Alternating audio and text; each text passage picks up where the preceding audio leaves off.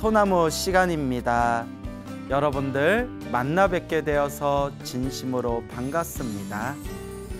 2600여 년 전 서가모니 부처님 당시의 일입니다. 우리 서가모니 부처님께서 사위국, 기수국, 고도건에 계셨을 때 여러 비구 스님들과 함께 가사를 입고 바리떼를 들고 그렇게 탁발을 나오셨습니다.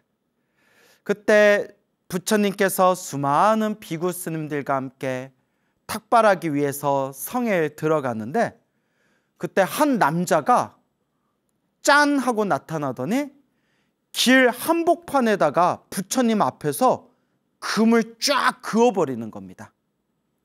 부처님이 가시는 길에 한복판에 땅에다 금을 쫙 그어버린 뒤에 나에게 돈 500금을 주지 않으면 지나갈 수 없어 라고 시비를 거는 겁니다. 야, 이게 무슨 일입니까? 부처님께서 수많은 스님들과 함께 탁발하기 위해서 성 안에 들어가시고자 하는데 길 한복판에 금을 쫙 그어버리고 500금을 주지 않으면 이곳을 통과할 수 없어 이러는 겁니다. 근데 아마 그 땅이 그 남자 땅이었나 봅니다. 그러니까 지 마음대로 금을 휙 그어놓고 나한테 돈 500금 통행료를 주지 않으면 지나갈 수 없다 이렇게 시비를 거는 거겠죠. 그때 부처님께서 묵묵히 침묵을 지키시고 그 땅에 그어놓은 그 금 앞에서 부처님께서 가만히 서 계셨다고 합니다. 우리 같으면 이렇게 뺑 돌아가도 될 텐데 우리 점잖으신 부처님께서 무언가 깊은 뜻이 있으셨는지 수많은 비구스님들과 함께 그 자리에 가만히 침묵을 지키고 가만히 서 계셨다고 합니다. 이 사실이 짧은 시간에 일파만파로 성 안의 여러 사람들에게 이야기가 전해지게 됩니다. 야, 어떤 놈이 부처님 가시는 길에 금 하나 쫙 그어놓고 돈 500금을 주지 않으면 여기를 지나갈 수 없어, 통과할 수 없어 하면서 야, 지금 시비 털고 있대. 뭐? 하면서 이제 난리가 난 겁니다. 그때 이 소식이 널리 알려지게 되니까 성 안에 있었던 여러 불자들이 그리고 국왕과 대신과 수많은 돈이 많은 수많은 불자들이 앞다투어 부처님 계신 곳에 와서 그 시비 거는 남자에게 우리가 큰 돈을 줄 테니 우리 부처님이 통과할 수 있도록 지나갈 수 있도록 이 금을 지어주시오라고 이야기를 합니다. 근데 그 땅이 그 남자 땅이었나 봐요. 그렇지 않으면 자기 땅도 아닌데 금 그어놓고 돈 받으면 왕이나 다른 사람들이 가만히 안 있었겠죠. 근데 이제 자세히는 모르겠지만 그 남자가 자기 땅이었기 때문에 금을 휙 그어놓고 여기 지나가려면 나에게 돈을 주시오 이렇게 시비를 걸 수 있지 않았을까 싶은 생각이 들어요. 그러니까 왕과 왕족과 대신들과 수많은 불자들이 우리가 큰 돈을 줄 테니 부처님이 지나가실 수 있도록 이 금을 지워버리시오 하는데도 끝까지 말을 안 듣더래요. 끝까지 말을 안 듣더랍니다. 이 남자가. 이런 사람을 우리가 전문 용어로 미친놈이라고 부르죠. 미친 거죠. 어디 땅에다 금 그어놓고 부처님이 못 지나가게 시비를 걸어요. 그래서 우리가 참 미쳤구나라고 우리가 말을 하지 않습니까? 그러니까 이렇게 답 없는 사람이 부처님 가시는 길에 금을 그어놓고 시비를 걸고 있을 때 수많은 사람들이 와가지고 돈을 줄 테니 이 금을 지워버리고 부처님이 편안하게 지나가실 수 있도록 해주시오 하는데도 끝까지 고집부리고 말을 안 듣고 자꾸 부처님한테 돈 500금을 주시오. 돈 500금을 줘야만 내가 이걸 지워주겠어. 이렇게 이제 막 시비를 거는 겁니다. 이때 수달장자라고 있었어요. 수다따 장자라고도 하고요. 기수급고도건, 기원정사, 기수급고도건, 기원정사를 부처님께 지어드린 큰 시주자 수달장자라고 있었는데, 이 수달장자도 이 소식을 듣고 부랴부랴 달려와서 돈 500금을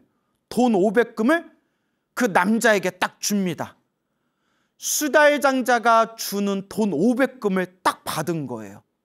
그러니까 왕이나 왕족이나 대신들이나 수많은 사람들이 준다고 했을 때는 끝까지 안 받다가 수달장자가 딱 돈 500금을 갖다 바치니까 그때서야 줬소, 내가 돈 500금을 받았으니 이 금을 지우겠소 하고 땅에 있는 이제 그 금을 싹 지워버리고 부처님께서 다시 여법하게 수많은 비구 스님들과 함께 성 안에 들어가시게 됩니다. 어쨌거나 이런 참 희한하고 기괴망측한 일들이 생겨요. 그래서 우리 부처님의 생애, 그리고 우리 불교설화, 부처님께서 겪으셨던 일, 부처님께서 2600여 년 전 겪으셨던 일들과 우리 거룩한 우리 부처님의 제자분들끼리 겪으셨던 일들을 보면 정말 별 황당하고 이상한 이야기들이 참 많아요. 근데 이 황당하고 이상한 이 수많은 이야기들조차도 부처님께서 말씀하시기를 이 모든 것이 다 인연법이니라. 인연법. 부처님께서 모든 것이 우리가 지은 업의 인연들이다 라고 부처님께서 말씀을 하십니다. 그래서 부처님께서 그날 기원정사 기수급고도건에 돌아오셔서 고요히 앉아 계실 때 수많은 제자들이, 수많은 불자들이 부처님께 여쭈어 봅니다. 부처님, 오늘 저희들이 탁발을 가는데 별 희한한 일을 겪었습니다. 아니 왜 이상한 놈이 나타나서, 남자가 나타나서 부처님 가시는 길에 땅바닥에다가 금을 그어놓고 돈 500금을 가져오지 않으면 통과할 수 없어 이렇게 시비를 거는 거지 않습니까? 근데 또 부처님께서는 무슨 깊은 뜻이 있으신지 가만히 침묵을 지키고 서 계셨고, 저희들도 어쩔 줄 몰라서 부처님 등 뒤에서 저희들도 가만히 침묵을 지키며 서 있었고, 그때 소식을 들은 왕과 왕족들과 대신들과 수많은 그런 돈이 많은 불자들이 몰려와서 돈 500금을 줄 테니, 훨씬 많은 돈을 줄 테니 이 금을 지어주시오 해도 끝까지 말을 듣지를 않다가 수달장자가 와서 수달장자가 돈 500금을 내니 그때서야 수달장자의 돈을 받고서 부처님 앞에다 그어놓은 금을 싹 그걸 지워버렸습니다. 오늘 참 살다 별 희한한 일을 겪습니다 부처님 하니까 우리 석가모니 부처님께서 이와 같이 말씀하십니다. 모든 게 인연법이다. 이 모든 게 원인과 조건 따라 펼쳐진 결과 인과법이니라. 부처님께서 이 모든 게 인연법이요 인과법이다 라고 말씀을 하십니다.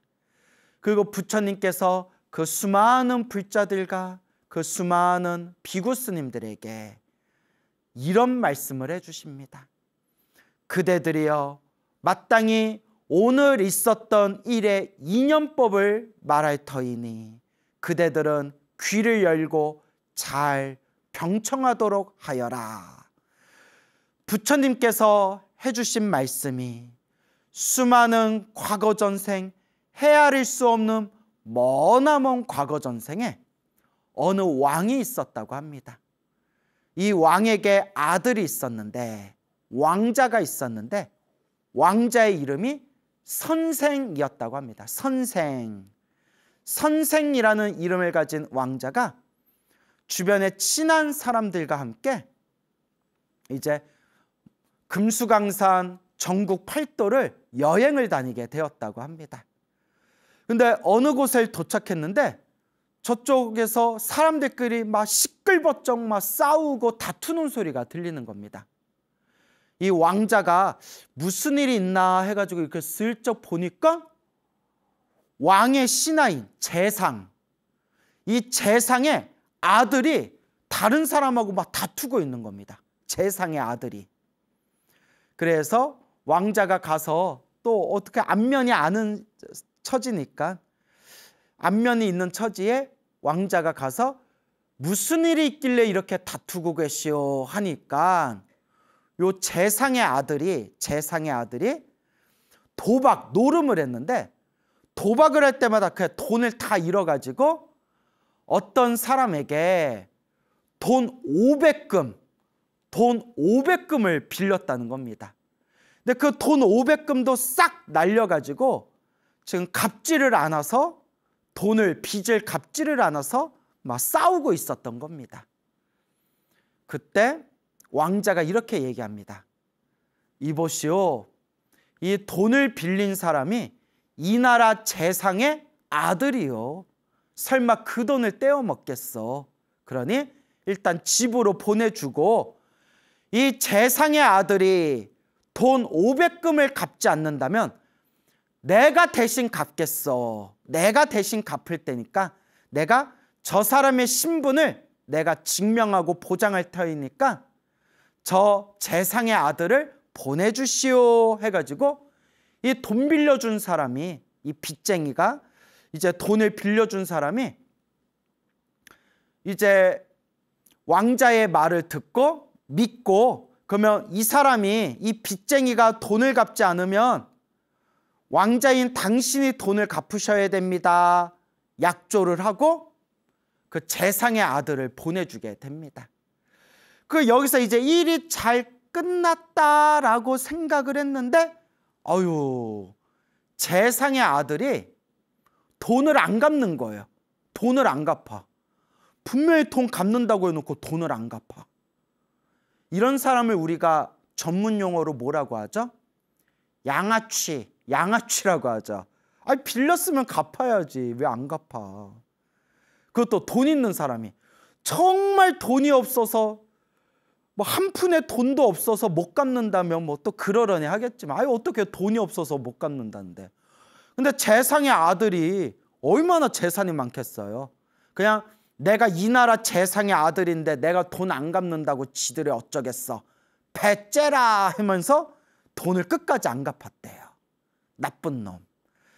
그래가지고 이렇게 돈을 갚지 않고 다음 생으로 넘어가면서도 계속 돈을 갚지 않다가 드디어 수없는 윤회의 흐름 속에서 서로 다른 모습으로 태어나고 죽고 태어나고 죽음을 반복하다가 이 윤회의 흐름 속에서 비로소 이번 생에 그 돈을 빌려줬던 사람과 돈 500금을 빌렸던 재상의 아들과, 그리고 저 재상의 아들이 돈을 갚지 않으면 내가 대신 갚겠어 라고 약속했던 그 왕자 세 사람이 이번 생에 드디어 딱 하고 만나게 된 겁니다.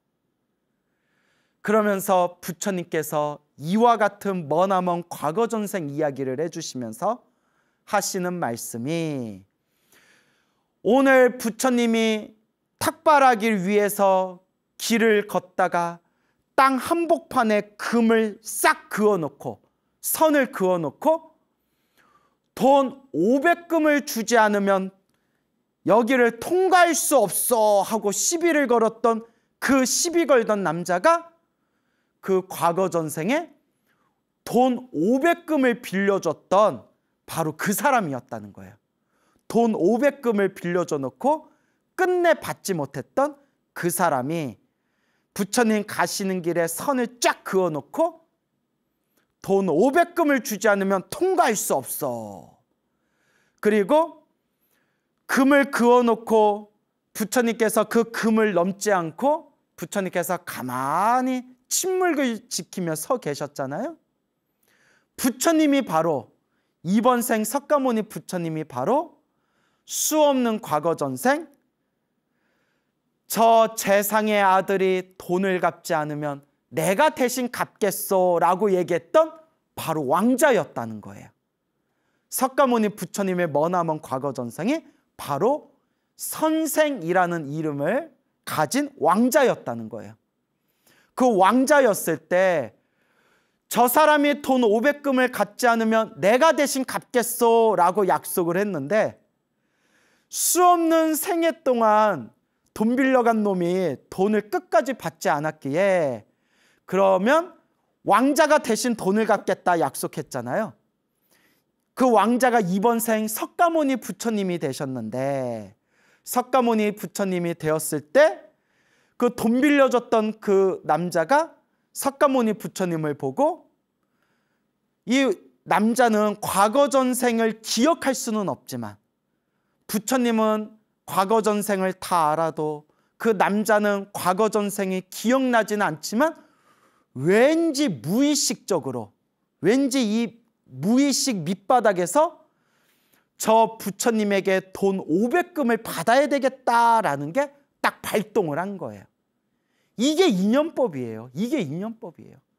괜히 시비 건 게 아니라 수없는 과거 전생에 엮이고 엮였던 인연법이 있었던 거예요.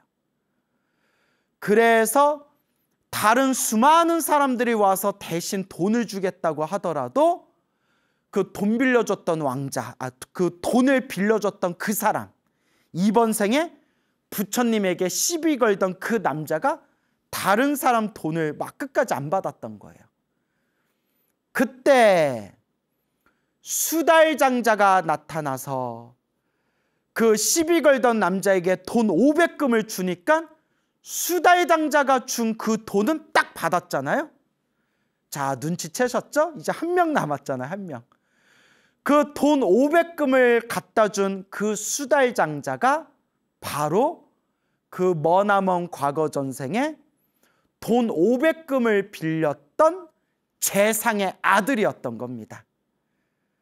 그래서 이번 생에 드디어 그 세 사람이 딱 만나가지고 이번 생 서로의 빚을 깔끔하게 다 갚게 된 겁니다. 부처님께서 물론 그 시비 걸던 남자가 부처님 앞에서 선을 쫙 그었을 때 부처님이 돌아가셔도 되고 신통력으로 뛰어넘어가셔도 되지만 부처님이 그 순간 그 과거 전생에 서로 엮이고 엮였던 과거 전생 업의 인연을 다 꿰뚫어 보시고 이 사람이 과거 전생에 돈 500금을 받지 못하면 내가 대신 갚아주겠다 머나먼 과거 전생에 약속했는데 그 약속을 지켜야 될 때가 왔구나. 이걸 다 꿰뚫어 보셨기 때문에 부처님께서 그 그어놓은 선 앞에서 묵묵히 침묵을 지키고 서 계셨던 겁니다. 부처님은 다 알고 계시니까. 그래서 정리를 해보자면 수없는 과거 전생 석가모니 부처님이 왕자였을 때 수많은 과거 전생에 선생이라는 왕자로 있었을 때 그때 여행을 가다가 도박을 하다가 돈 500금을 빌린 재상의 아들이 돈 빌려준 사람과 다투고 있었을 때 나를 믿고 저 재상의 아들을 집으로 보내주시오. 저 재상의 아들이 돈을 갚지 않으면 내가 그 돈 500금을 대신 갚겠소 라고 약속을 했기 때문에 그 재상의 아들은 끝내 이번 생에 돈을 갚지 않았고 돈을 갚지 않았던 업의 인연과 재상의 아들이 돈을 갚지 않으면 내가 대신 갚겠소 라고 했던 그 선생이라는 왕자의 서로 업의 인연이 엮이고 엮여서 이번 생 석가모니 부처님 앞에서 이와 같은 희한한 일들이 펼쳐지게 되었던 것입니다. 와, 세상에 공짜는 없습니다, 여러분. 세상에 절대 공짜는 없습니다. 서로가 서로 업의 인연과 업의 인연이 서로가 서로 엮이고 엮여서 이와 같은 업의 인연법이 펼쳐지게 된 것입니다. 세상에 공짜는 없구나 라는 것을 우리가 명심하셔야 됩니다. 제가 이 이야기를 보면서 문득 이런 생각이 들더라고요. 돈 500금을 빌려가지고 이번 생에 결국 돈 500금을 받아놨잖아요.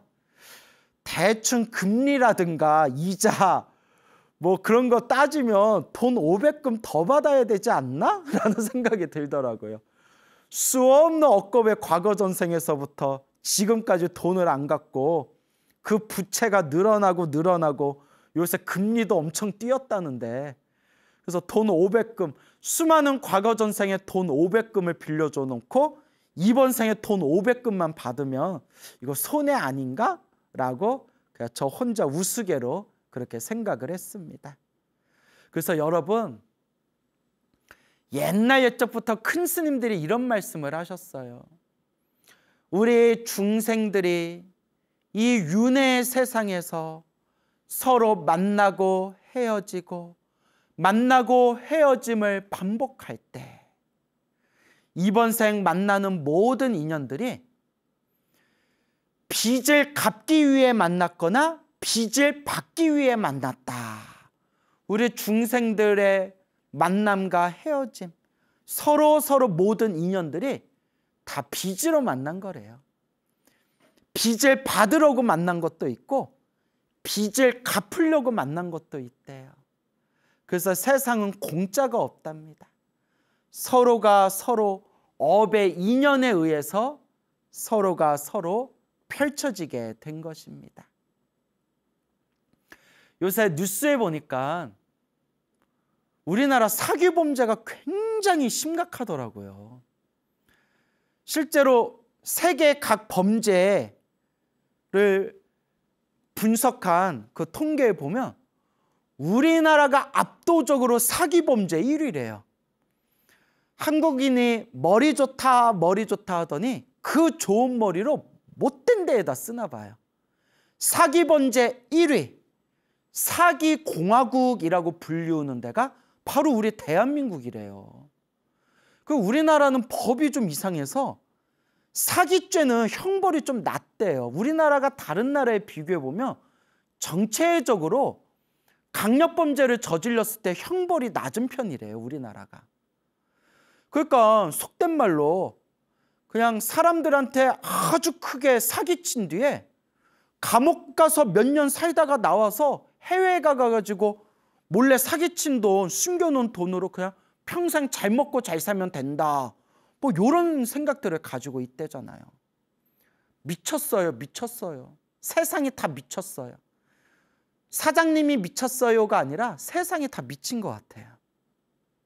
물론 이 속에서도 정말 정직하게, 성실하게, 법 없이 착하게 사시는 그런 분들도 있고, 또 그 속에서 또 못된 짓하고 사기치는 그런 사람들도 있겠죠.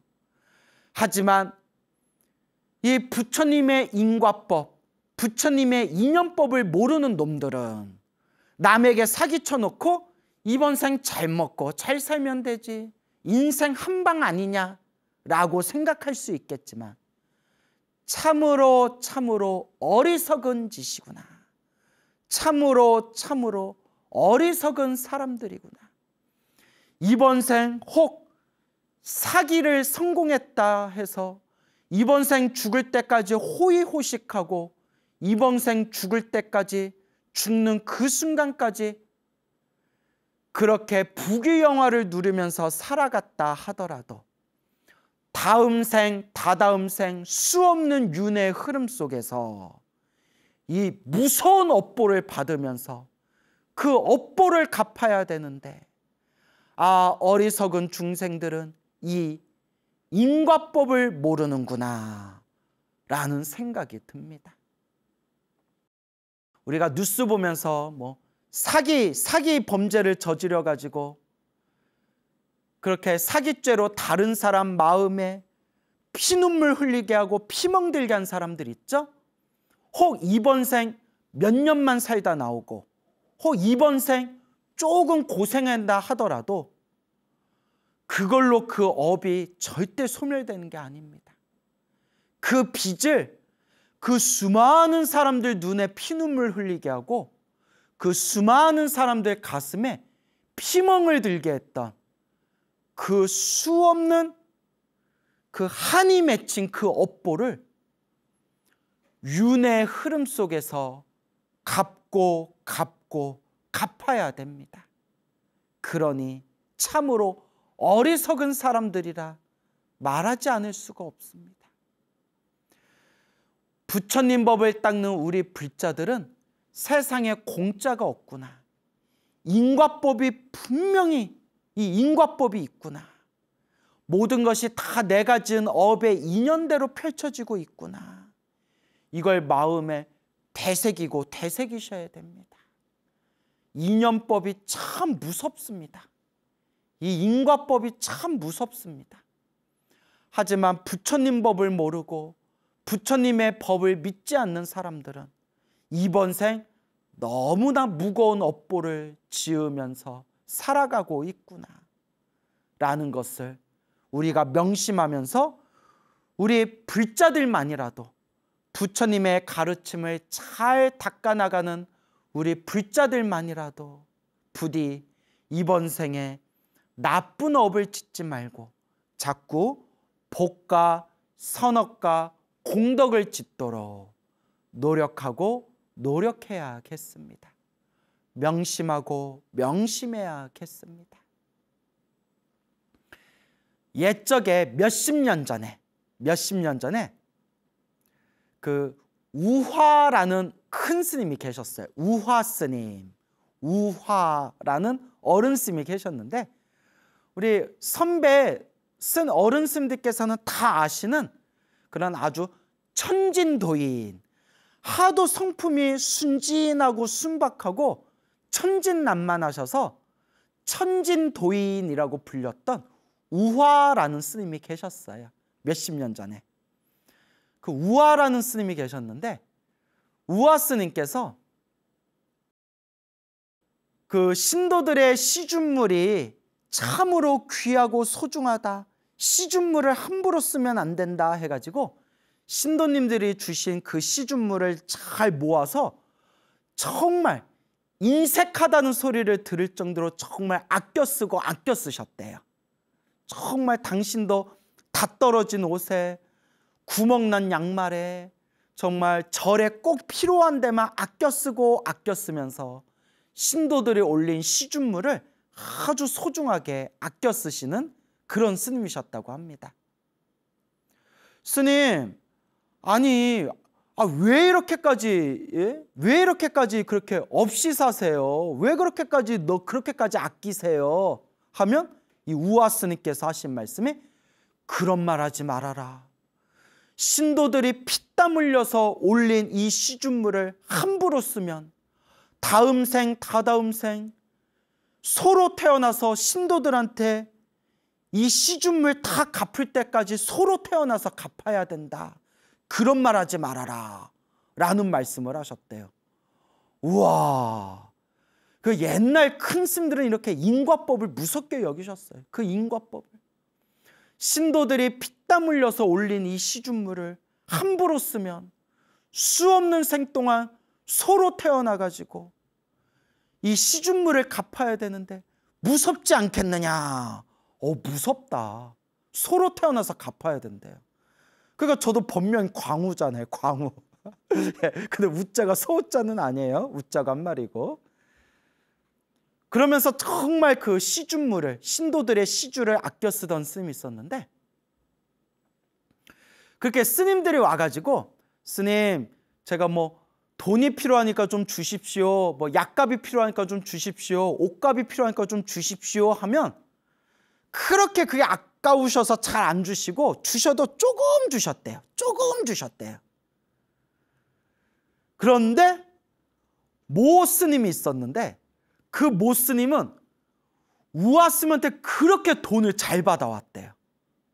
우화 스님한테 갔다 하면 그렇게 돈을 잘 받아오니까 다른 스님들이 깜짝 놀라서, 야, 우화 스님이 그렇게 아끼고 그렇게 인색하신 분인데 너는 어떻게 그렇게 돈을 잘 받아오냐 하니까 딱 하는 얘기가, 야, 스님 저 돈 좀 주세요 라고 하면 안 주시는데 요렇게 얘기하면 아낌없이 퍼주신다. 뭐라고 하면 아낌없이 퍼주셔? 잘 들어라. 어른 스님께 가서, 우화 스님께 가서 딱 요렇게 얘기하면 아낌없이 주신다. 뭐라고 하면 되는데, 스님 빌려주세요 라고 하면 아낌없이 주신다. 빌려주세요 하면 턱턱 주신다는 거야. 꼭 갚아야 된다. 이거 신도들이 준 소중한 시중물이니까 너 이거 꼭 갚아야 된다. 그 희한해서 스님들이 가서, 스님 저희도 좀 빌려주세요 하면 턱턱 주시더래요. 나중에 보다 못해서 옆에 어느 제자 스님이 하도 답답해서 우화 스님께 여쭤봤대요. 스님, 스님한테 그 돈 빌려주세요 하고 찾아왔던 그 사람들 얼굴 딱 봐도 안 갚을 사람들인데 저 사람들 갚을 마음도 없는데 뭘 믿고 그렇게 빌려주세요 스님, 속지 마세요 했더니, 와, 우화 스님이 딱 이렇게 얘기하시더래요. 그런 말 하지 말아라. 빌려갔기 때문에 반드시 갚을 수밖에 없다. 이번 생에 안 갚으면 다음 생에라도 다다음 생이라도 빌린 거는 반드시 갚을 수밖에 없는 거다. 이게 인과법이다. 딱 이렇게 얘기하시더래요. 야, 제가 이 얘기를 딱 듣는 순간 우화 스님은 정말 인과법에 대해서 믿음이 확고하신 분이구나. 정말 인과법에 100% 믿는 분이시구나. 그러니까 우화 스님께서 그 아끼고 인색한 게 절대 당신을 위해서 아끼고 인색한 게 하나도 없으셨대요. 당신도 다 떨어진 옷과 다 떨어진 속옷을 입어가면서 다 절에 불사하고 다 부처님께 공양 올리는 데 썼지 절대 그렇게 한 푼의 시주도 함부로 쓰질 않으셨답니다. 그랬던 그분도 빌려주세요 하면 반드시 돈을 주셨대요. 왜냐? 빌린 것은 반드시 이번 생이 아니더라도 다음 생, 다다음 생이라도 갚을 수밖에 없는 것.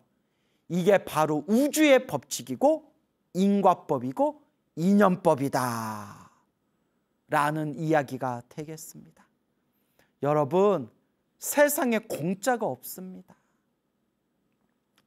어느 보살님이 계셨는데 보살님께서 저한테 찾아오시면서 눈가에 눈물이 그렁그렁 하시면서 제 앞에서 광우 스님 감사합니다. 광우 스님 고맙습니다. 스님 덕분에 제가 이제 잠을 자면서 두 발 뻗고 잡니다 라고 하시는 거예요. 아유 보살님 왜 그러세요? 했더니 당신이 그렇게 예전에 사업을 하고 장사를 할 때 떼어먹은 돈이 많대요. 그렇게 떼어먹은 돈이 많아가지고 한두 푼이 아니라 엄청나게 그냥 떼어먹은 돈들이 많대요. 그리고 사람들도 못됐어요. 빌릴 때는 간쓸게 다 꺼내줄 것처럼 빌리더니 빌리고 나서는 갚지를 않아. 참 희한해요. 중생들 참 희한해요. 이런 얘기 있잖아요. 빌리기 전에는 네 돈이었지만 빌리고 난 뒤에는 내 돈이다. 내 돈을 왜 갚냐. 뭐 이런 헛소리 하는 사람들도 있잖아요. 못됐어요.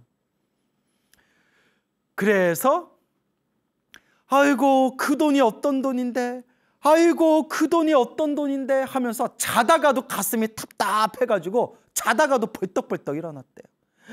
그 돈이 지금 그 돈을 모았으면 내가 건물을 한 채 세웠을 텐데, 그 돈이면 내 자식 새끼들 좋은 옷이라도 한 벌 더 사줬을 텐데, 그 돈이 어떤 돈인데. 그게 뭐 화병이 날 정도였대요. 그 돈을 많이 떼먹으셨나 봐요. 그러다가 우연히 우리 불교 TV에 소나무 법문을 들으면서 듣다가 자꾸 인연법과 인과법에 대해서 들으면서 어느 순간 가슴에서 툭 하고 가슴에서 그래, 전생에 내가 빌린 거 이번 생에 갚았다 라고 생각했더니 속이 다 시원하더래요. 소나무 법문 듣기 전에는 그 돈이 어떤 돈인데, 그 돈이 어떤 돈인데, 아이고 아까워라, 아이고 아까워라. 그러니까 자다가 막 경기를 일으켰는데, 전생에 내가 빌린 거 갚았다, 전생에 빌렸던 거 다 갚았다, 내가 전생에서부터 지었던 빚을 갚은 것이다 생각했더니 속이 시원하더래요. 정말 속이 시원하더래요. 그러면서 스님 덕분에 제가 이제 2다리 뻗고 좀 잡니다 라는 말씀을 실제로 해주신 보살님이 계셨습니다. 그리고 이런 비슷한 말씀을 해주신 분들이 수도 없이 많아요. 스님, 제가 왜 이렇게 인생에 손해를 많이 보고 인생에 왜 이렇게 제가 아픔이 많았나 했는데 스님 법문 들으면서 아, 내가 과거 전생에 지은 빚을 갚고 있는 거구나. 전생에 지은 내 업이었구나. 이번 생이라도 내가 잘 닦아야 되겠구나 라고 생각하니 마음이 많이 편안해졌습니다 라는 이야기를 막 수십 명, 수백 명한테 들은 것 같아요. 맞습니다, 여러분. 그게 인연법입니다. 그게 인과법입니다. 세상에 공짜가 없습니다. 공짜가 없습니다. 여러분, 솔직하게 말하면 저라고 머리 깎고 출가하면서 지금 25년 차가 되고 있는데 이 25년 동안 저는 뭐 손해 안 본 적 있었겠습니까? 눈 뜨고도 손해보고 알면서도 손해보고 믿었던 사람들한테도 또 상처받은 적도 있고 그때는 막 화가 나고 짜증나고 어우 씨 다 엎어버려 이씨 막 이런 생각 들다가도 아, 부처님 말씀이 하나도 틀린 게 없지. 부처님이 분명히 말씀하시기를 다 인연법이다. 나에게 상처 준 사람, 아, 내가 과거 전생에 저 사람한테 상처를 줬기 때문에 이번 생 빚을 받았나 보구나.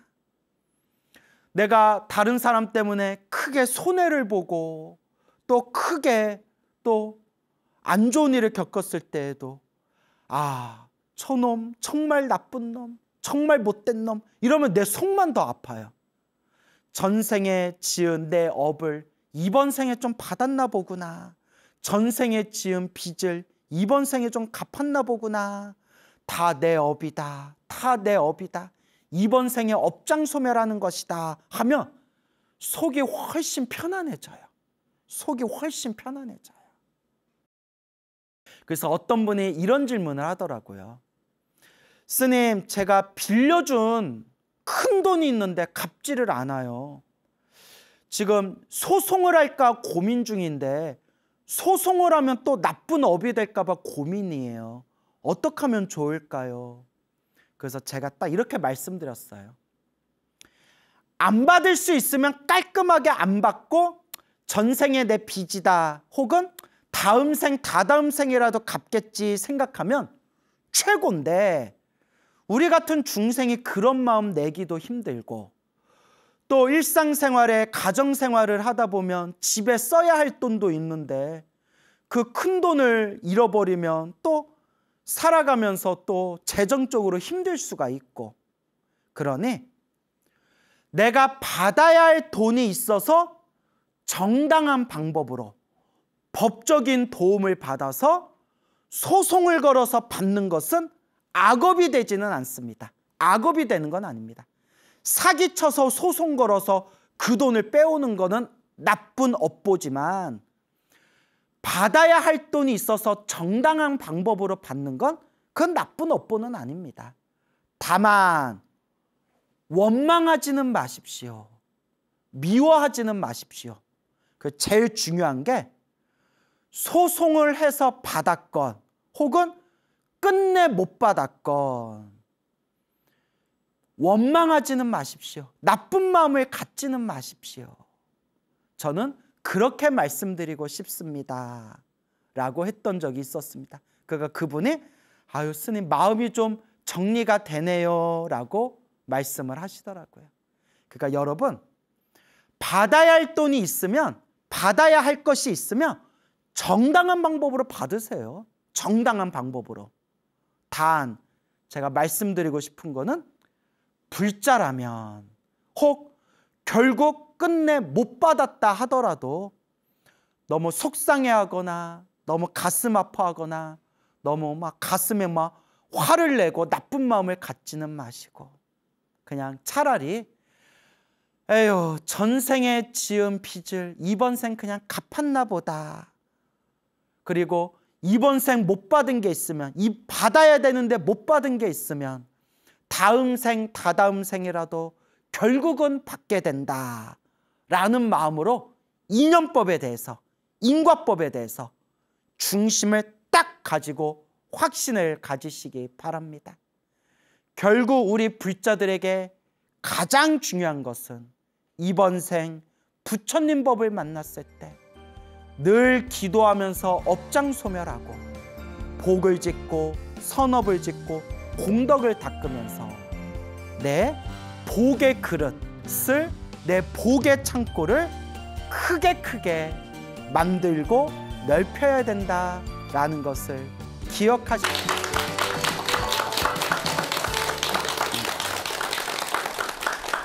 예, 새해가 시작됐습니다. 이제 새해를 맞이해서 우리 BTN을 애청해 주시는 불자 여러분들께서 지혜와 복덕이 가득하시고 하루하루 나날이 늘 좋은 날 되시기를 바랍니다. 앞으로도 BTN 많이 사랑해 주시고 시청해 주시기 바랍니다. 감사합니다.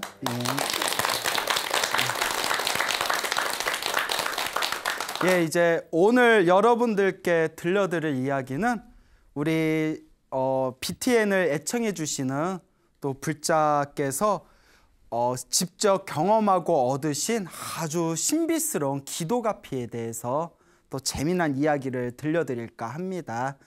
그동안 소나무를 통해서 이 기도가피와 또 이 기도의 중요성에 대해서 누누이 말씀드렸죠. 네. 그냥 죽으나 사나 기도해야 돼요, 여러분. 네. 우리가 과거 전생에서부터 지었던 우리의 이 업보라는 것은 절대 피할 수가 없습니다. 다만 크게 받을 걸 작게 받을 수 있고 내가 지은 업을 조금이라도 소멸할 수 있는 가장 좋은 방법의 첫걸음이 바로 기도입니다. 그래서 내가 지었던 내가 몸과 말과 생각으로 알고 지었건 모르고 지었건 내가 지은 이 업장을 소멸하고자 이러한 기도의 어떤 마음을 일으키는 것을 바로 참회기도법이라고 합니다. 그래서 내가 지은 이 업장을 소멸하고자 끊임없이 우리가 기도하고 또 기도하고 염불 하고 수행하며 또 그 자리에서 끊임없이 선업과 공덕의 힘이 생기게 됩니다. 내가 지은 악한 업보를 소멸하고 내가 행복을 얻을 수 있는 좋은 선업과 공덕을 쌓는 첫걸음이 바로 부처님을 향한 간절하고도 정성스러운 기도라는 것을 우리 불자 여러분들께서는 하루하루 매일매일 스스로 확인하셔야 됩니다. 우리 화계사에서 공부하고 계시는 수행하고 계시는 불자님이 계세요. 그래서 이제 법명이 정윤행이라는 불자님이신데 지금 아마 60이 좀 넘으셨어요. 요 불자님께서 젊었을 때부터 염불 수행을 굉장히 열심히 하셨대요. 그 염불 기도 수행을 열심히 하시고 또 깊은 불심을 가지고 절에를 열심히 다니셨다고 합니다. 가만히 이야기를 들어봤더니 그 염불 수행을 하면서 나름대로 또 깊은 맛을 보신 것 같더라고요. 아주 간절하고 정성스럽게 기도하면서 이 염불의 어떤 미묘한 맛도 좀 체험을 하신 것 같은데 요 불자님께서 약 7년 전쯤에 있었던 일이라고 합니다. 7년 전에 잠시 식당에 계셨는데 식당에서 일을 하고 계셨는데 잠시 이렇게 쉰다고 앉아 계시는데 펄펄 끓는 물 있잖아요. 펄펄 끓는 물이 실수로 등짝이 쏟아졌대요. 와, 너무 아파가지고 왁 비명을 질렀는데 그 펄펄 끓는 물이 등짝에 쫙 이렇게 쏟아져서 그러면 우리가 절에 다니는 것도 중요하지만 지혜가 좀 있어야 되는 게 화상 입으면 묻지도 말고 따지도 말고 찬물부터 부어야 돼. 찬물. 무조건 찬물 식혀야 된대요. 예, 뭐 염산이 묻었거나 뜨거운 물, 화상 기운 있으면 무조건 찬물에 하고, 그리고 바로 119를 부른다든가 바로 병원에 가야 되잖아요. 주변에 있는 사람들도 놀래가지고 허둥지둥 하다가 아니 병원에 가든지 해야지, 그 보살린 남편한테 전화를 건 거예요. 남편을 부른 거예요. 왜 남편을? 그러니까요. 그 시간에 어딜 가야 돼요? 예, 119를 부르든가 병원에 가든가 막 찬물 끼얹든가. 그 남편은 또 놀래가지고, 그 남편이 또 남편 되신 분이 집에서 전화 받고 또 금슬이 좋았나 봐요. 예, 금슬 나빴으면 어머 어떡해요? 예, 부인 사모님이 등짝에 화상 입었어요 하면 금슬이 나쁜 남편은 뭐라고 해요? 병원에 가봐요. 아, 왜 바쁜 사람한테 전화해요? 뭐 이럴 수도 있잖아요. 그렇죠. 예. 근데 부인이 등짝에 화상을 입었다니까 놀래가지고 그 자리에서 뛰쳐나오셨대요. 오는데 이미 20분이 걸린 거예요. 그리고 와가지고 차에 태고 또 병원 갔는데도 시간 걸리잖아요. 그래서 내가 그 얘기 듣고도 내가 답답해가지고, 예, 누가 그렇게 하셨어요? 그래서 이제 너무 답답해가지고, 그런데 이제 병원에 갔는데 너무 아파서 비명 소리가 나오더래요. 너무 아파가지고 막 비명을 지르다가 너무 아프니까 연부를 하셨대요. 그러니까 이를 악물고 막 연부를 하셨는데, 연부를 하니까 그 통증이 가라앉는 느낌이 들더래요. 진짜. 근데 제가 그러잖아요. 기도할 때, 위급할 때 기도하는 게 힘이 더 세다고 했잖아요. 위급할 때는 아무 생각 안 들거든요. 오로지 일념, 한 생각. 그래서 이렇게 차 안에서 막 너무 아파서 비명을 지르다가 연부를 했더니 막 통증이 좀 가라앉는 느낌이 들더래요. 그래서 이제 병원에 가서 응급치료를 받았어요. 막 응급치료를 받은 뒤에 새벽 1시에 집에 왔대요. 새벽 1시에 집에 왔는데 또 난리가 난 거예요.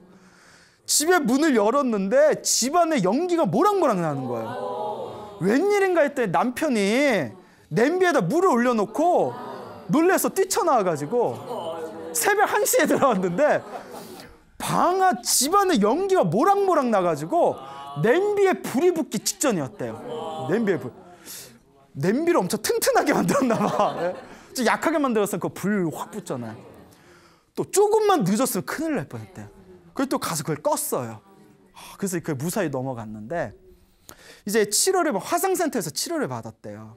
의사 선생님이 너무 심각하다고 치료를 이식 수술도 고려해봐야 됩니다 그랬대요. 그 정도로. 예, 그러니까 제때 이제 처음에 이제 이걸 화상 입었을 때 초동 대처를 잘못했던 거예요. 그래서 이식 수술도 고려해봐야 됩니다 해서 예 알겠습니다 했는데, 희한한 게 화상을 심하게 입으면 진통제 센 걸 준대요. 너무 아프기 때문에. 그분이 이제 화상을 입고 나서 계속 연부를 했는데 첫날 이후로 아프지가 않더래요. 그래서 주변 사람도 안 아파? 안 아파. 그 뭐 신경이 끊어졌나? 아프지가 않더래요. 그리고 굉장히 빨리 호전을 했대요. 빨리 났더니 점점 빨리 아물더니 의사가 보더니 빨리 낫는다고. 좋습니다 하더니 나중에 그 흉터가 점점 지금 흉터를 찾아보기 힘들 정도로 흉터가 사라졌대. 의사도 놀래가지고 나 이런 경우 처음 본다고. 그래서 자기가 통증도 안 느껴지고, 그리고 이식 수술할 정도로 심각한 상황이었는데, 근데 흉터도 거의 남지 않을 정도로 빨리 이제 상처가 아물게 된 게 아무리 생각해도 연불수행을 열심히 한 것 같다고 그런 이야기를 하시더라고요. 그래서 제가 너무 대단하시다. 그 두 번째는 이제 4년 전에 있었던 일이래요. 4년 전에 남편은 어느 날 집에서 자꾸 이렇게 갑자기 가슴이 이렇게 막 움켜쥐더니 막 답답하다고, 심장이 답답하다고 하면서 막 가슴을 움켜쥐면서 막 괴로워하면서 쓰러지신 거예요. 너무 놀래가지고 일단 동네에 있는 큰 병원에 갔대요. 동네 병원에 갔는데 의사 선생님 보더니 빨리 큰 병원 가보시라고. 그래서 대형 병원에 다시 갔대요. 근데 의사 선생님이 또 보더니 큰 대형 병원에 갔는데 보더니 빨리 수술 받으십시다. 막 재촉을 하더래요. 뭐 골든타임 1시간 남았다고, 심각하다고, 빨리 수술 받으시다고 이제 재촉을 해서 이제 대형 응급실에 이제 대형 수술을 받았답니다. 이제 가슴을 쪼개가지고 심장 이제 큰 수술을 받았는데, 긴 수술을 마치고 나서 의사 선생님이, 우리 이제 드라마 보면 그런 거 나오잖아요. 선생님 어떻게 뭐 이러면 예, 잘 됐습니다 뭐 이런 거 나오잖아요. 근데 의사 선생님이 최선의 노력은 했습니다. 나머지는 지켜봐야 됩니다. 그리고 이런 얘기를 하더래요. 확률상 수술이 잘 돼서 의식이 깨어나셔도 대부분이 반신불수가 됩니다. 그러니까 그거는 차후에 계속 물리치료를 받든 치료를 꾸준히 재활치료를 받아야 됩니다. 딱 그러더래요. 이거는 수술이 잘 돼도 보통 반신불수가 되는 케이스래요. 그 정도 이제 큰 그 질환이었나 봐요. 그래서 이 보살님이 이제 그 중환자실 있잖아요. 7일 동안 중환자실에 이제 남편을 이제 입원을 해놓고, 그 큰 병원에는 법당이 하나씩 있대요. 대형 병원에는. 7일 동안 나 그 보살님이 진짜 대단하시더라고요. 우리도 이제 만약에 결혼하면 그런 분을 만나야 돼. 7일 동안, 그 연세가 이제 60이 넘으신 분인데 7일 동안 남편 간병하는 시간 빼고는 한숨도 잠을 자지 않고 병원 법당에서 7일 동안 밤을 새워서 기도했대요. 7일 동안 밤 새워서 기도했대요. 야, 요새 그런 사람은 어디 있어요? 없다 네. 남편 서운하겠다. 그러니까 7일 동안 잠을 간병할 거 하면서 7일 동안 잠을 안 자고 법당에서 기도를 했답니다. 그런데 7일 동안 잠을 안 자고 기도를 했는데 7kg이 빠졌대요. 7kg이. 야, 여러분 다이어트 하고 싶으면 7일 동안 잠 안 자고 기도해 보세요. 예. 7kg이 빠졌는데 어찌나 간절히 기도했는지. 그 얘기 듣고 참 가슴이 짠하더라고요. 야, 이 보살님 대단하신 분이다. 그리고 7일 후에 남편이 7일 기도를 딱 마쳤는데 남편이 이제 중환자실에서 중증 환자실로 내려갔대요. 근데 문제가 생긴 거예요. 남편이 이제 의식에 깨어가지고 중증 환자실로 내려갔는데 몸은 못 움직이시고요. 말을 하시는데 정신이 오락가락하고 횡설수설을 하시더래요. 그리고 막 마음이 들뜨셔가지고 내가 여기 왜 있냐고 중환자실로 다시 보내달라고 막 떼를 쓰더래요. 그 중환자실에서 이제 의식을 차려가지고 중증 환자실로 내려오셨는데 자기 다시 중환자실로 보내달라고 막 떼를 쓰시더래요. 막 정신이 왔다 갔다 하시면서. 그 보살님이 감당이 안 되는 거예요, 남편이. 그래서 남편한테 이제 거기 이제 간호사 의사분들한테 부탁을 해서 사정해서 이렇게 휠체어에 태워가지고 남편을 데리고 법당에 갔대요. 지하의 병원 법당에 가서 남편은 움직일 수가 없으니까 법당 문 앞에 남편 딱 내려놓고 법당 문을 활짝 열었대요. 그 앞에 법당 중앙에 부처님이 딱 앉아 계시잖아요. 그러니까 막 이렇게 막 왔다 갔다 횡설수설하던 남편이 부처님을 보니까 갑자기 편안하고 고요해지더래요. 그 하염없이 부처님을 바라보더래요. 고요해져서 하염없이 그렇게 부처님을 바라보다가 한참 있다 나 이제 돌아갈래 이러더래요. 그 남편이 안정이 된 거예요. 그 남편이 다 이제 다시 침대에 눕히고 나서 이제 의사 선생님들이 이제 다시 검진을 했겠죠. 이틀 후에 퇴원을 하라는 거예요. 난리가 났대요. 의사 선생님도 이렇게 빠른 경우 처음 본다고. 주변에 같이 중증 환자실에 입원해 계신 남편보다 먼저 수술을 하셨는데도 퇴원을 못한 분들이 수두룩하더래요. 남편이 수술 마치고 나서 7일 동안 중환자실에 있다가 중증 환자실로 내려와서 이틀 후에 의사들도 막 깜짝 놀래가지고 이런 경우 처음 본다면서. 그러니까 일단 집에 퇴원하시라고 하니까 그 맥박이 뭐지 다 정상인 거예요. 옆에 같이 입원해 있던 사람도 막 그렇게 부러워하더래요. 너무 부러워하더래요. 그래서 얼떨결에 이렇게 그래서 이제 퇴원했는데 후유증이 심하다고 했잖아요. 후유증을 하나도 겪지 않고 지금 몸이 너무 건강하신 거예요. 보살님께서. 근데 이제 가슴이 짠한 게 그때 남편을 위해서 잠을 안 자고 7일 동안 기도해서 7kg이 빠졌는데 그게 4년이 지난 지금도 회복이 안 된대요. 회복이 안 돼. 그래서 내가 보살님이 7kg 빠진 만큼 우리 거사님 업장이 소멸된 거라고. 내가 그렇게 이제 그래서 이제 살이 그래서 지금도 이렇게 마르세요. 말라 계시는데 야 정말 대단하시다. 그러니까 그 보살님이 밤늦게 이제 저희 불교대학 끝나고 집에 갔을 때 남편이 매번 데리러 오는 거예요. 차 가지고. 안 그럴 수가 있겠어요. 예, 너무 신기하죠. 그리고 보살님이 자기가 이렇게 평생을 기도하면서 이런 신비한 가피를 많이 받았대요. 그래서 그 중에 하나가 20년 전이었대요. 20년 전에 자기 이제 딸이 있었는데 딸도 어렸을 때부터 엄마 따라다니면서 절에 많이 다니고 그 어렸을 때부터 연부를 많이 했대요. 엄마 따라서. 딸이 20년 전에 고등학생이었을 때 하루 책상에서 이렇게 공부를 하고 있었대요. 이렇게 공부를 하고 있는데 옆에 우리 쓰던 사각지우개 있잖아요. 큰 거. 사각지우개. 옆에 지우개가 있었는데 지우개가 도저히 떨어질 일이 없는데 지가 툭 하고 떨어지더래요. 공부하다가 뭐가 툭 하고 떨어져 보니까 지우개가 떨어졌더래요. 근데 지금도 이해가 안 되는 게 지우개가 떨어질 일이 옆에 있었는데 팔로 친 것도 아니고 바람이 분 것도 아니고 그냥 공부하다가 툭 뭐지? 지우개가 왜 떨어졌지? 그래서 이따 떨어졌으니까 주워야 될 거 아니에요. 지우개를 주우려고 허리를 굽힌 순간 펑 소리가 나더니 앞에 있는 등이 터져버린 거예요. 앞에 있는 등이 뻥 하고 터져버리면서 파편이 확 날린 거예요. 심장이 벌렁벌렁거리면서 지우개가 안 떨어져서 있었으면 그 얼굴 쳤으면 눈을 다쳤거나 그 딸이 20년 전에 고등학교 때 진짜 경험한 일이래요. 자기는 부처님의 은혜와 부처님의 가피를 자기는 의심하지 않는다고. 그 자기가 기도해서 이런 경험을 이런 체험을 하신 분들은 부처님의 그 가피와 정성과 기도를 의심할 수가 없습니다. 그 간절한 기도를 통해서 자기가 체험한 맛은 의심할 수가 없는 거예요.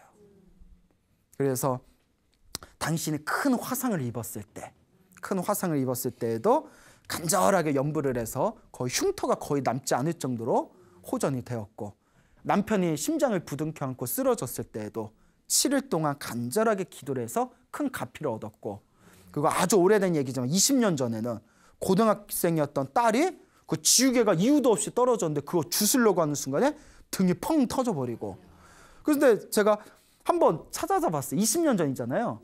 정말 근데 난 한 번도 등이 터진 걸 경험해 본 적이 없어서 진짜 등이 터지나? 물론 그 보살님 말을 의심하는 건 아닌데 인터넷 검색해봤더니 얘네 과거에 가끔씩 등 터지는 사건들이 있었대요. 예, 인터넷 검색해봤더니 뭐 아파트 어디서 뭐 등이 터져서 다칠 뻔했고 이런 게 검색되더라고요. 그래서 실제로 이런 일들이 있긴 있었구나. 그때 그 지우개 안 집었으면 그 따님 예쁜 얼굴에 상처 날 뻔했잖아요. 예, 그래서 이와 같이 간절하고 정성스럽게 기도하면 그 가피는 결코 헛되지 않습니다. 근데 이런 이야기를 할 때마다 제가 항상 덧붙여서 하는 얘기가 있어요.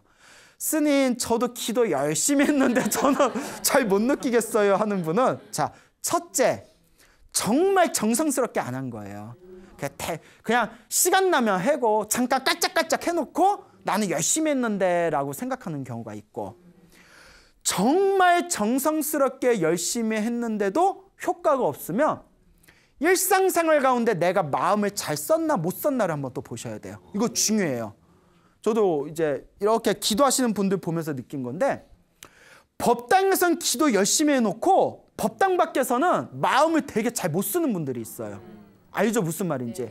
우리가 종교인들 보면 뭐 어디 종교시설에서는 열심히 믿습니다 막 기도하고 막 해놓고 밖에 나와서는 되게 이기적으로 사는 사람들 있잖아요.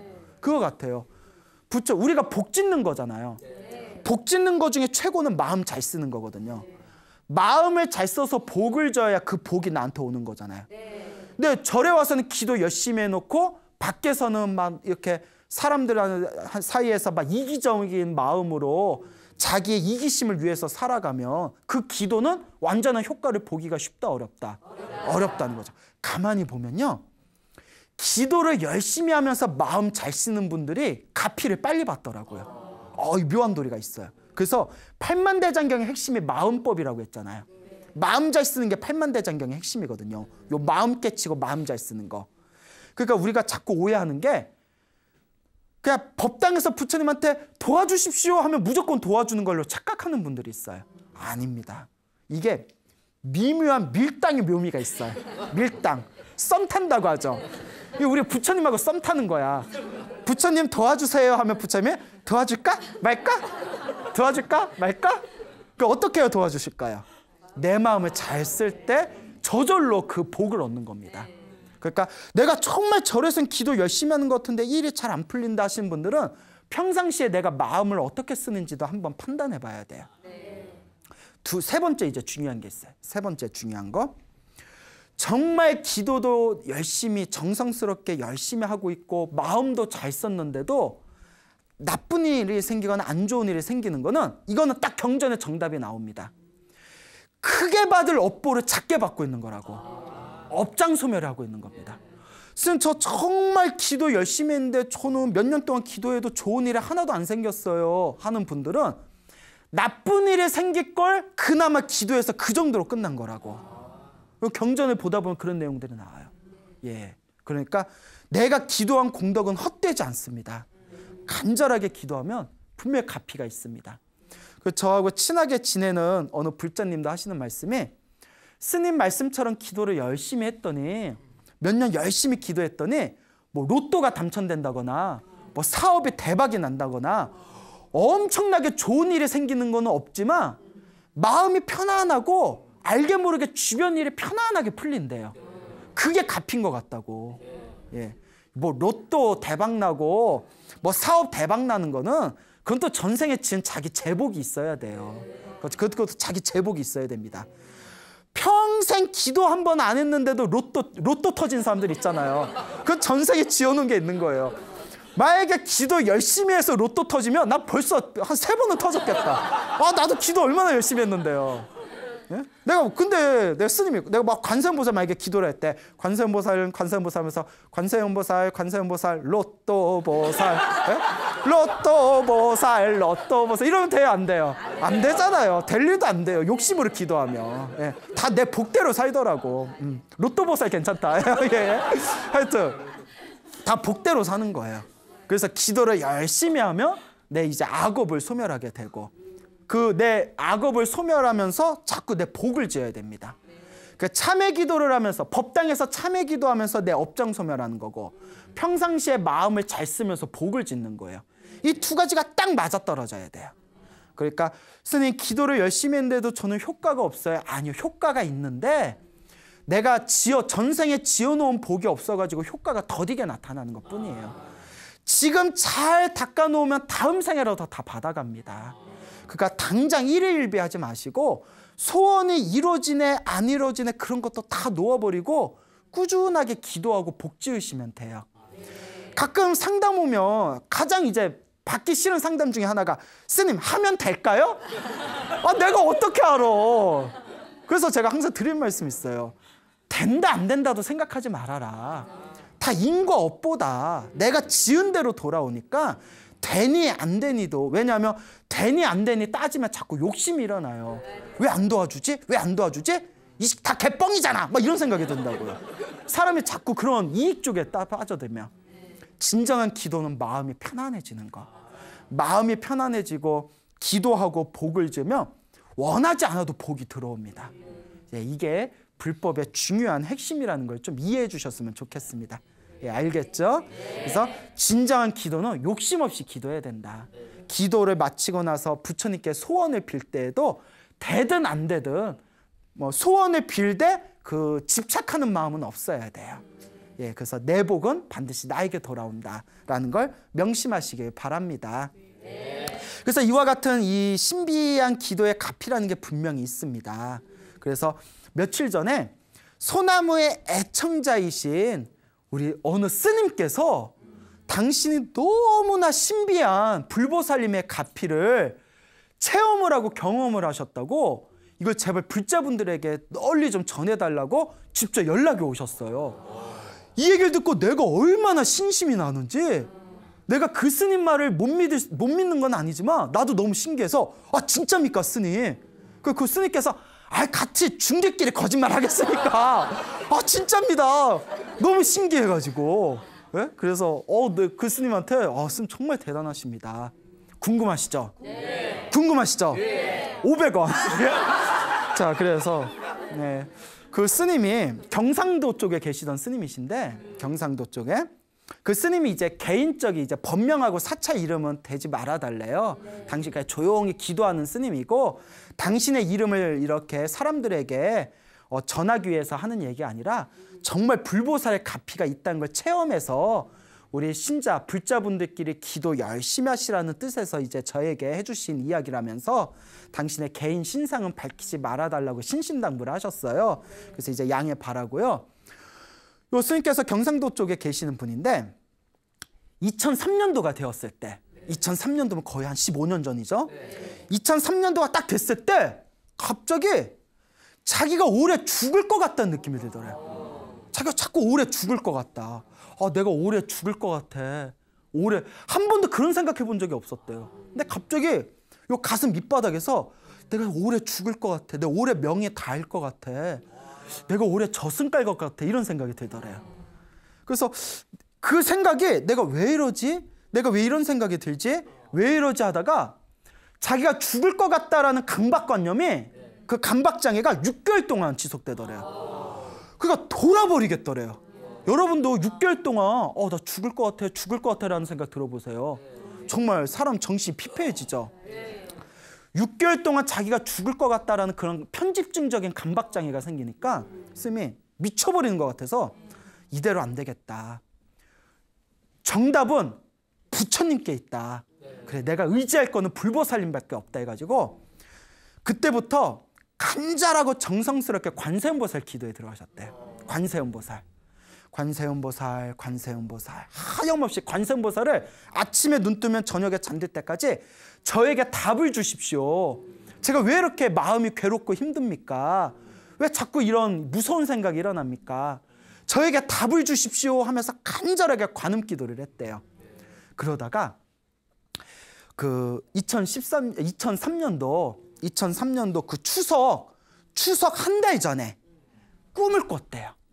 생생한 꿈을 꿨는데 꿈에 아주 생생한 꿈이 펼쳤는데 꿈에 이렇게 가사장삼을 입고 딱 입고 어디 하늘세계 갔더래. 느낌이 하늘세계에서 합장을 하고 관세음보살님을 연부를 하면서 절을 하고 있었대요. 관세음보살 꿈속에서 관세음보살 연부를 하면서 다 절을 하고 있었는데 자기 앞에 큰 상이 있더래. 큰 상이 있는데 그 상에 옛날 벼슬아치 관리들이 입는 옷 있잖아요. 옛날 관리들이 입는 옷에 큰 벼슬하는 사람들이 쓰는 모자 있잖아요. 그 들어가 포청천 있죠. 포청천에 나오는 그런 옷하고 모자를 쓴 지위가 높아 보이는 사람이 딱 앉아서 자기한테 막 손가락질하면서 뭐 화를 내더래요. 근데 무슨 말인지는 안 들리더래요. 손가락질하면서 뭐 화를 내는데 뭐 화를 내든가 말든가 이렇게 절을 하고 있었대요. 관세음보살 이렇게 절을 하고 있었는데 갑자기 눈앞이 환해지더니 허공에 관세음보살님하고 대세지보살님 두 분이 딱 합장을 하면서 허공에 나타나시더래요. 와, 이거 완전 길몽이거든요. 꿈에 관세음보살 대세지보살님이 허공에서 싹 나타나시니까 자기가 딱 보고 놀라면서 나타나거나 말거나 관세음보살 이렇게 절을 하고 있었대요. 계속 절하고 있었대요. 왠지 모르겠는데 꿈에서 계속 그랬대요. 그러더니 왜 높아 보이는 관리가 싹 들어오더니 자기 보고 저 옆방에 갈수록 막 손짓하더래요. 옆방에 갈수록 손짓해서 그래서 가라는데 어떡해요. 그래서 절하다가 옆방에 갔대요. 옆방에 이제 자기가 조그만 방에 혼자 있어서 또 할 게 없으니까 뭐 했을까요? 관세음보살 계속 절했대요. 불심이 대단하시죠? 계속 그렇게 절을 하고 있는데 시간이 좀 지난 뒤에 그 관리가 그러니까 다시 들어와라 이러더래요. 들어와라 해서 손짓을 하길래 다시 딱 갔더니 눈앞에 관세음보살하고 대세지보살님이 계시고 큰 상에 그 모자 쓰고 그 이렇게 도포 옷을 입은 관리들이 쫙 이렇게 앉아서 좌정을 하고 자기를 이렇게 쳐다보고 있더래요. 그 위험에 자기 딱 눌려 있는데 자기 딱 보더니 가봐라 이렇게 손짓을 하더래요. 가봐라 손짓을 하는 순간 뒤에서 문이 덜컥 열리면서 하늘에서 뚝 떨어졌대요. 가라 손짓하는 순간 뒤에서 문이 덜컥 열리면서 허공에서 떨어지는데 떨어지는 게 너무 생생해서 허공에서 막 떨어질 때 느낌 있잖아요. 으아 하면서 뚝 떨어졌는데 떨어진 순간 눈에 탁 떴대요.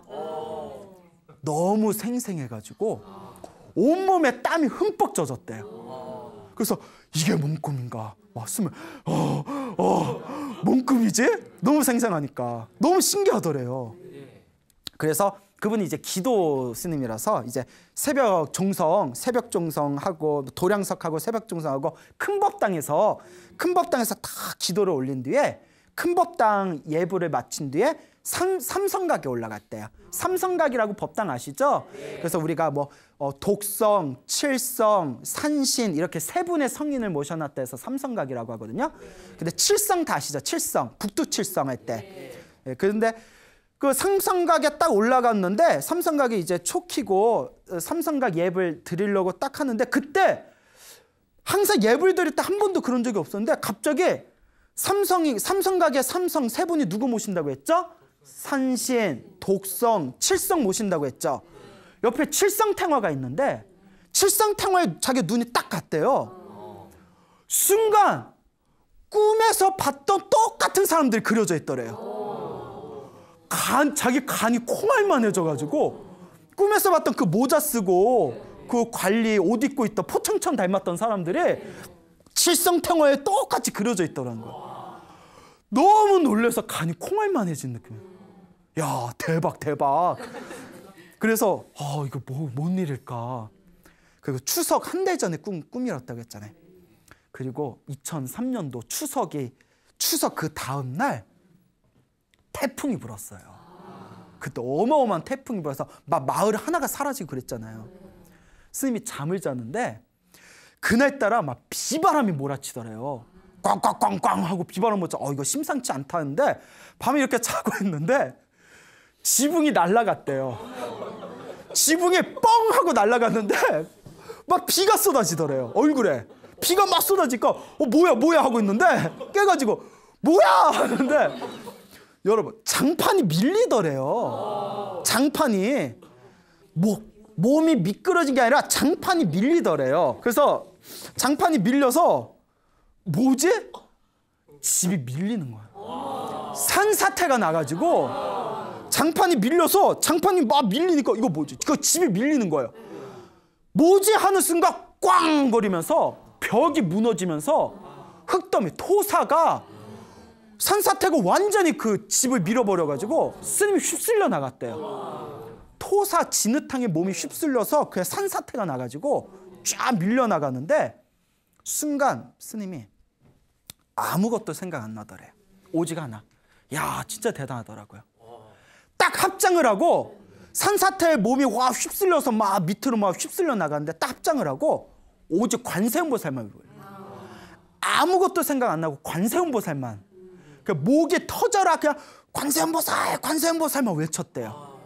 외치고 있는데 순간 아직도 너무 껌껌하고 어두우니까 막 빗물에 막 계곡에서 흘러나온 계곡물에 산사태가 나서 그 토사와 진흙탕이 완전히 몸이 묻혀가지고 그분 말씀이 벽이 무너져서 막 산사태가 몸을 휩쓰고 나가는데 이거는 경험해보지 못하는 모르는데 불도저가 거기서 뭐 빠져나오고 할 수가 없대요. 불도저에 몸이 완전히 밀려나간 느낌이래요. 그때 돌인지 나무인지 모르겠는데 엄청 단단한 무언가에 머리가 부딪혀서 목이 꺾여버렸대요. 아직도 기억난대요. 머리가 꽝 하고 부딪혀서 목이 확 꺾여버렸대요. 그때도 정신을 잃지 않고 합장하고 관세음보살 불렀대요. 진흙탕이 휘슬려서 막 밑으로 막 떠내려가면서 관세음보살 막 외치면서 막 떠내려가면서 자기 기억으로는 1시간 정도 떠내려간 것 같대요. 1시간 정도. 1시간 정도 완전히 진흙탕에 묻혀서 떠내려갔는데 관세음보살님의 가피에 대해서 이렇게 서술에 나온 관세음보살 보문품이라는 책이 있어요. 관세음보살 보문품이라는 이제 줄여서 관음경이라고 하는데 관음경에 보면 이런 내용이 나와요. 물에 홍수가 나서 큰 물에 휩쓸리더라도 관세음보살님을 정성껏 간절히 부르며 얕은 곳으로 떠내려가게 되어서 될 것이며 라는 내용이 나오거든요.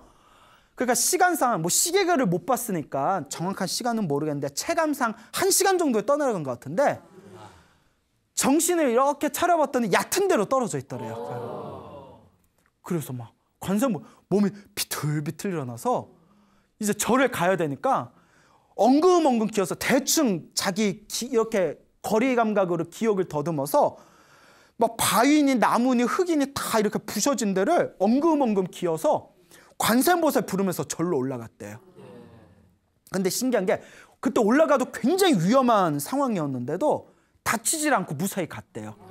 그냥 가면서 관세음보살 그냥 엉엉 울다시피 관세음보살 부르면서 다 갔는데 한참을 가서 하여튼 절에 도착을 했는데 그 큰 산과 절 옆에 있는 언덕이 완전히 무너져 버렸대요.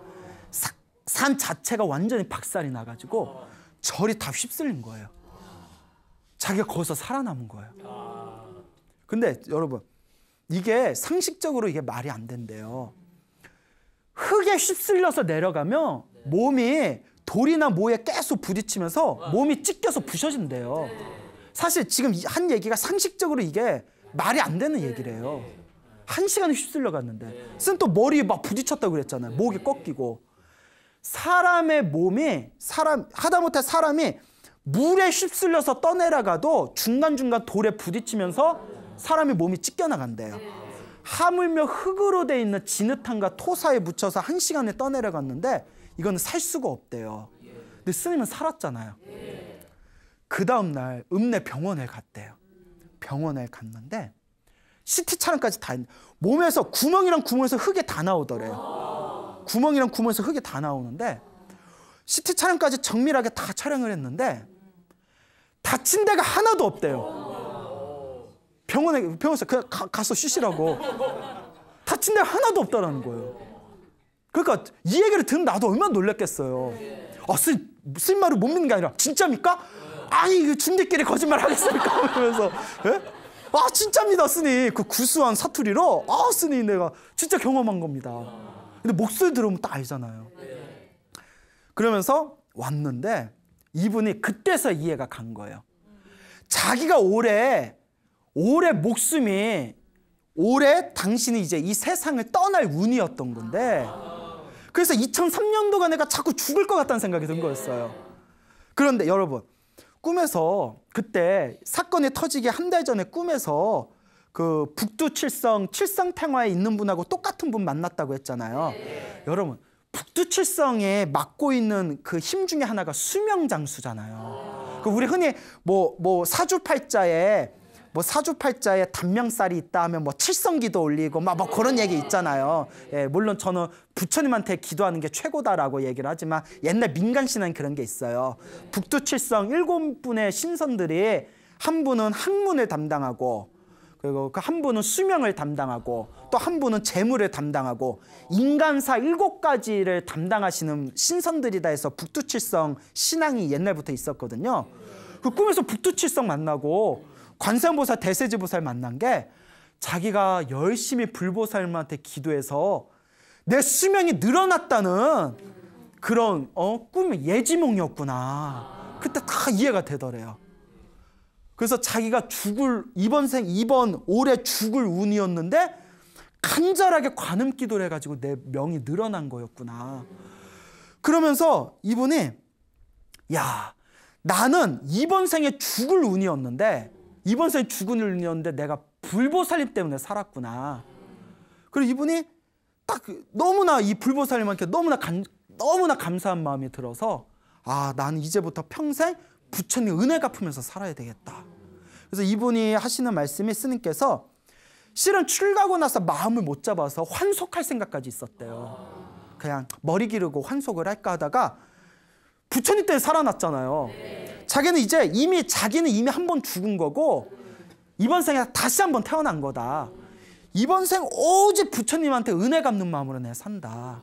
그래서 지금 열심히 기도하고 이분 재미난 얘기를 하시는 거예요. 당신이 솔직히 부끄러운데 전생의 업보가 참 두꺼웠는지 이번 생 머리가 엄청 우둔했대요 자기가.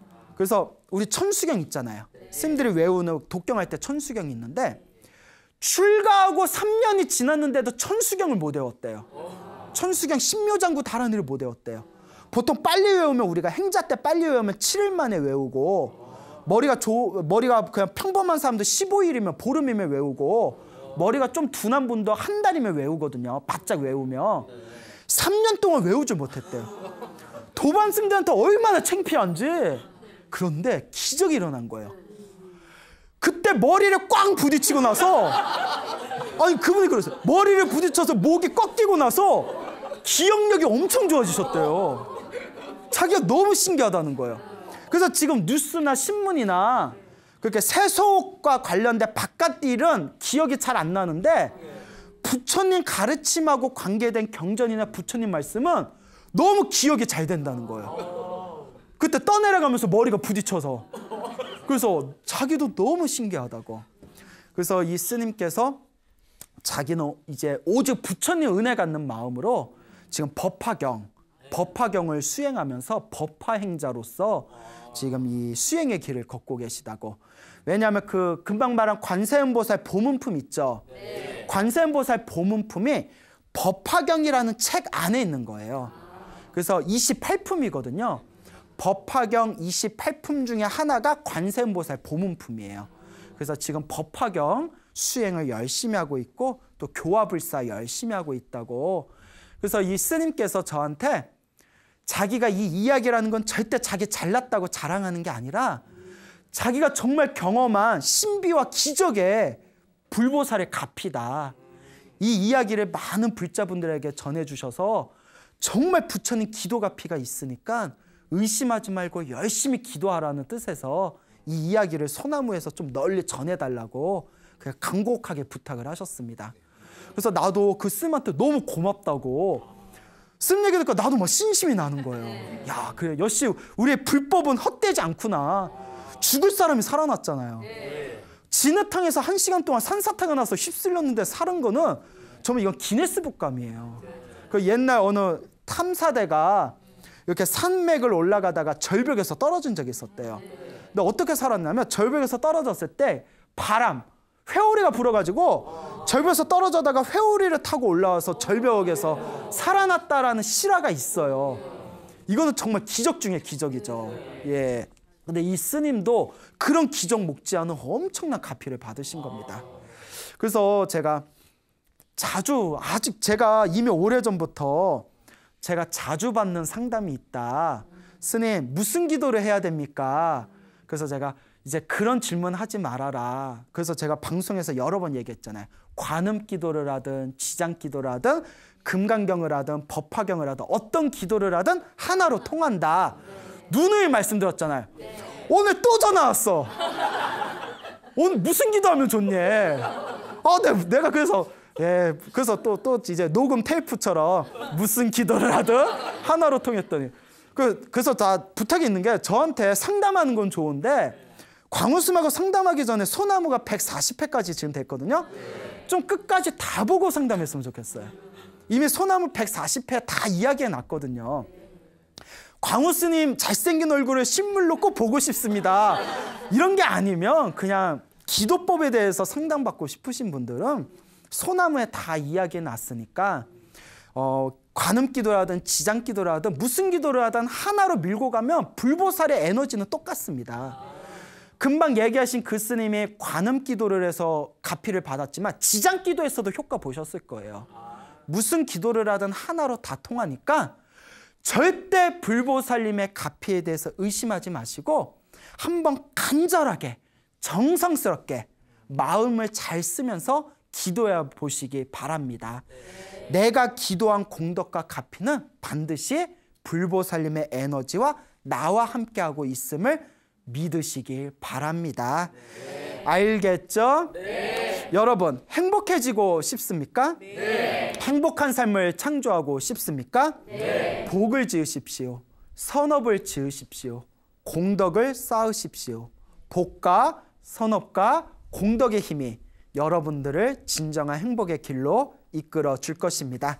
오늘 여기서 마치겠습니다. 소중한 나